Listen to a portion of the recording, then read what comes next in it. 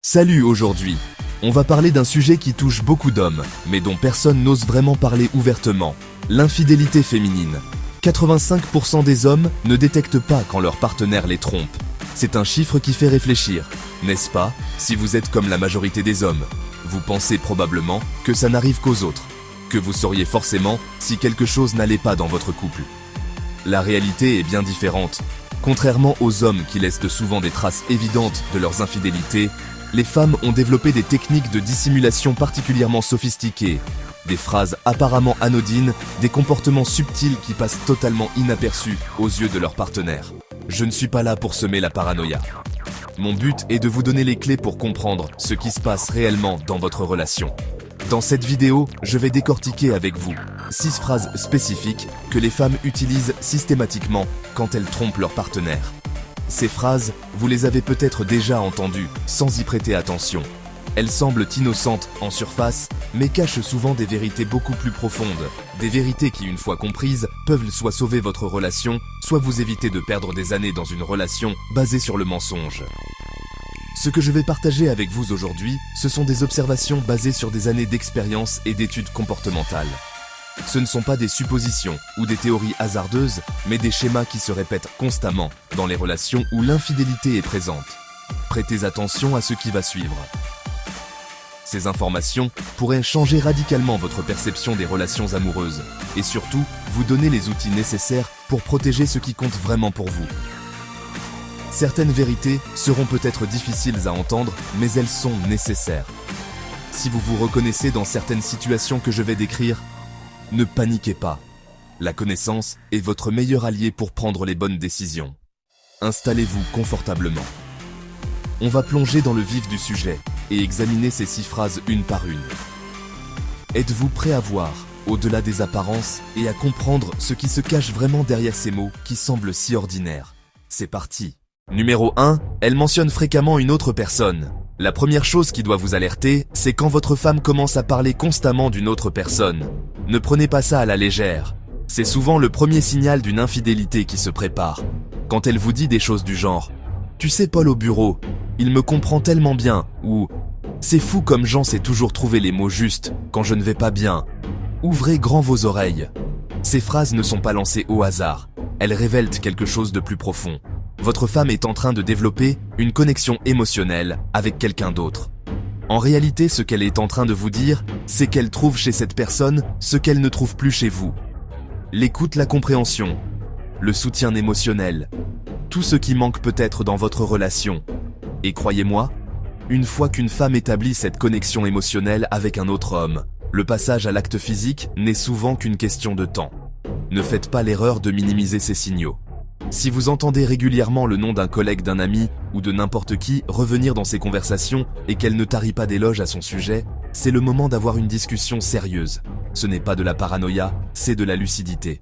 En tant qu'homme, vous devez comprendre que l'infidélité féminine commence presque toujours par ce type de connexion émotionnelle. Contrairement à ce que beaucoup pensent, ce n'est pas qu'une question de désir physique. C'est d'abord une question d'émotion, de compréhension, de validation.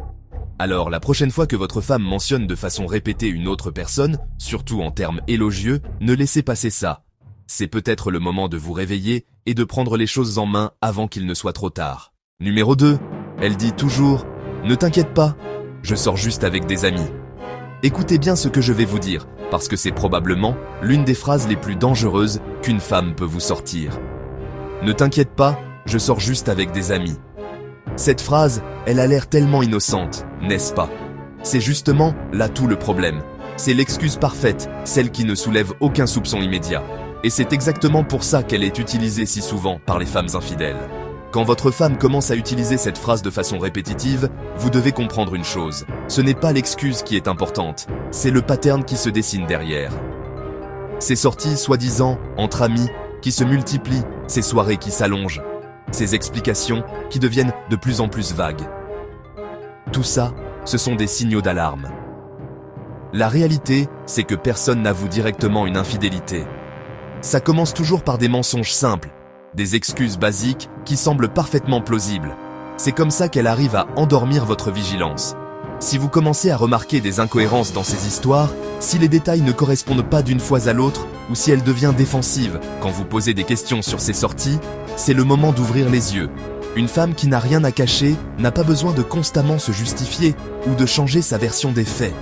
Je ne vous dis pas de devenir paranoïaque, mais d'être vigilant. Quand cette phrase devient son mantra, quand elle l'utilise comme un bouclier pour éviter vos questions, c'est qu'il y a probablement quelque chose qu'elle essaie de cacher. N'oubliez pas, la vérité n'a pas besoin d'autant d'explications. Plus elle insiste sur le fait que ce n'est rien, plus vous devez vous demander ce qu'elle essaie vraiment de dissimuler. Numéro 3. Elle réclame plus d'espace. Je vais vous parler d'un signal extrêmement révélateur. Quand votre femme commence soudainement à réclamer plus d'espace. C'est une phrase qui peut sembler anodine, mais qui cache souvent une réalité beaucoup plus sombre. Comprenez-moi bien, il n'y a rien de mal à vouloir un peu d'indépendance dans un couple. C'est même sain. Mais il y a une différence majeure entre vouloir maintenir son individualité et créer délibérément de la distance pour voir quelqu'un d'autre. Ce qui doit vous alerter, c'est quand cette demande d'espace arrive brutalement ou s'intensifie sans raison apparente, quand elle commence à dire des choses comme « j'ai besoin de temps pour moi » ou « je dois me retrouver ». Ce n'est souvent pas pour faire du yoga ou de la méditation. En réalité, elle est en train de créer des fenêtres d'opportunité pour voir quelqu'un d'autre sans éveiller vos soupçons. Le plus inquiétant, c'est que cette distance physique s'accompagne presque toujours d'une distance émotionnelle. Vous la sentez plus froide, plus détachée, moins investie dans votre relation. Ce n'est pas un hasard. Elle est en train de désinvestir émotionnellement votre relation pour investir ailleurs. Ne vous laissez pas berner par les excuses du type « j'ai besoin de me ressourcer » ou « je dois réfléchir à ma vie ». Bien sûr, ces besoins peuvent être légitimes, mais quand ils sont couplés à d'autres signes suspects, comme des sorties mystérieuses ou des changements d'habitude, il y a de fortes chances que cet espace serve à autre chose qu'à du développement personnel. C'est dur à entendre, mais c'est la réalité. Quand une femme commence à créer de la distance, c'est souvent parce qu'elle se rapproche de quelqu'un d'autre. Ne laissez pas cette demande d'espace devenir l'excuse parfaite pour une infidélité qui se met en place sous vos yeux. Numéro 5. Elle commence à te dire « je travaille tard ». Parlons d'un classique absolu dans le répertoire des excuses d'infidélité. « Je travaille tard ». Cette phrase, c'est probablement l'une des plus utilisées. Et pour cause, elle paraît parfaitement légitime à première vue. Je vais être direct avec vous. Bien sûr qu'il y a des moments où le travail demande vraiment de rester tard. Ce n'est pas ça qui doit vous inquiéter. Ce qui doit vous alerter, c'est quand ces soirées de travail deviennent soudainement plus fréquentes, plus longues et surtout plus vagues dans leurs explications. Réfléchissez un instant. Quand votre femme commence à enchaîner les heures supplémentaires sans raison apparente, quand elle ne peut jamais vous dire précisément ce sur quoi elle travaille, ou quand ses explications changent d'une fois à l'autre, c'est là que vous devez ouvrir les yeux. Le plus révélateur, c'est souvent le changement de pattern. Une femme qui n'a jamais fait de heures sup, qui se met d'un coup à rentrer systématiquement tard, qui devient évasive quand vous posez des questions sur son travail, qui ne peut pas être jointe pendant ses supposées heures de travail. Ces changements ne sont pas anodins. Ce qui rend cette excuse si efficace, c'est qu'elle joue sur votre culpabilité. Vous vous sentez mal de douter de quelqu'un qui travaille dur, mais ne vous laissez pas avoir. Une vraie surcharge de travail s'accompagne généralement d'explications claires, de preuves tangibles de conversations sur le stress ou la fatigue. Si vous remarquez que ces soirées de travail coïncident avec d'autres changements, comme une attention accrue à son apparence avant de partir au bureau ou un téléphone soudainement mis en silencieux, il est temps de vous poser les bonnes questions. Le travail ne devrait pas être une zone d'ombre dans votre relation. Numéro 5. Nous avons besoin de temps séparés. Cette phrase « nous avons besoin de temps séparés », c'est souvent le dernier clou dans le cercueil de votre relation. Et je vais vous dire pourquoi cette phrase est particulièrement vicieuse. Elle se présente comme une démarche mature, réfléchie, presque thérapeutique. Votre femme vous la sert comme si c'était pour le bien de votre couple. Mais laissez-moi être franc avec vous. Dans la majorité des cas, c'est un mensonge bien emballé. Ce qu'elle ne vous dit pas, c'est que ce temps séparé n'est souvent qu'une façade pour tester les EOS ailleurs. Elle veut créer une zone grise, un espace où elle peut explorer d'autres options, sans techniquement vous tromper. C'est calculé, c'est méthodique, et c'est redoutablement efficace. Comprenez bien ceci. Quand une femme demande du temps séparé, sans qu'il y ait eu de conflit majeur, ou de problèmes évidents dans votre relation, c'est qu'il y a très probablement quelqu'un d'autre dans l'équation. Elle cherche à mettre en place une structure qui lui permettra de voir cette personne sans avoir à se sentir coupable. Le plus pervers dans cette stratégie, c'est qu'elle vous met dans une position impossible. Si vous refusez ce temps séparé, vous passez pour le partenaire contrôlant qui ne respecte pas ses besoins.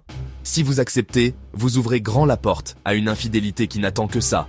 Ne vous y trompez pas. Cette demande de pause n'est souvent qu'un prélude à une rupture définitive ou à l'officialisation d'une relation qui existe déjà en parallèle. Si vous entendez cette phrase, considérez-la comme un signal d'alarme majeur, surtout si elle s'accompagne d'autres changements dans son comportement. Ce n'est pas le moment de jouer les naïfs, c'est le moment d'ouvrir les yeux sur ce qui se passe réellement. Numéro 6. Je suis juste fatigué. Je vais vous parler d'une excuse qui paraît tellement banale que la plupart des hommes tombent dans le panneau. Je suis juste fatigué. Cette phrase, c'est l'excuse, passe partout par excellence, mais elle cache souvent une réalité bien plus sombre que vous ne l'imaginez. Comprenez bien ceci, tout le monde peut être fatigué. Ce n'est pas ça le problème.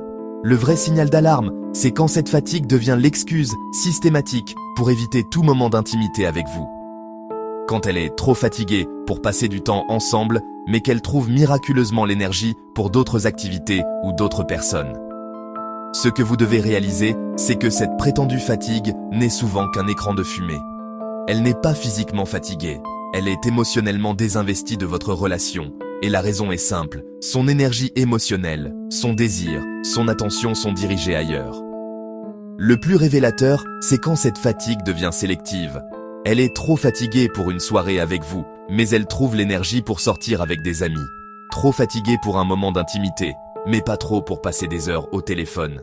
Ces incohérences ne sont pas des coïncidences. En réalité, quand une femme utilise constamment cette excuse, c'est souvent parce qu'elle trouve sa satisfaction émotionnelle et physique ailleurs. Elle n'a plus d'énergie pour vous, simplement parce qu'elle l'investit dans une autre relation. Ne vous laissez pas berner par la simplicité de cette excuse. Si votre femme est toujours fatiguée quand il s'agit de votre relation, mais pleine d'énergie pour tout le reste, c'est qu'il est temps d'avoir une conversation sérieuse. La fatigue chronique de votre relation est souvent le symptôme d'une infidélité qui ne dit pas son nom. Voilà donc les 6 phrases que les femmes utilisent de fréquemment lorsqu'elles sont infidèles, mais qui passent souvent sous notre radar.